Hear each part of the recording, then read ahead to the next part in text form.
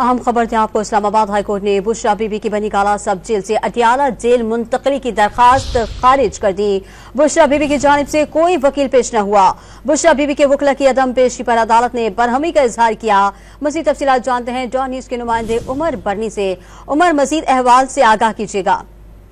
जी देखें, जस्टिस मियां गुल हसन औरंगजेब की जानिब से बुशरा बीबी की बनी गाला सब जेल से अडयाला जेल मुंतकली की दरख्वास्त पर समाअत की। दौरान समाअत बुशरा बीबी की जानिब से कोई वकील अदालत में पेश ना हुआ, जिस पर जस्टिस मियां गुल हसन औरंगजेब की जानिब से अदम पैरवी पर बुशरा बीबी की दरख्वास्त खारिज कर दी गई और रिमार्क्स जो है काफी सख्त दिए और उनकी जानिब से स्टेट काउंसिल की जानिब से अदालत को बताया गया कि ईद पर बानी पीटीआई और बुशरा बीबी की मुलाकात कराई गई है, जिस पर जस्टिस मियां गुल हसन औरंगजेब ने कहा कि ये वो भी नहीं चाहते कि घर से जेल चली जाएं, जो उन्होंने रिलीफ मांगा भी है, पता नहीं वो चाहते भी हैं या नहीं, अदालत के साथ सियासत खेल रहे हैं।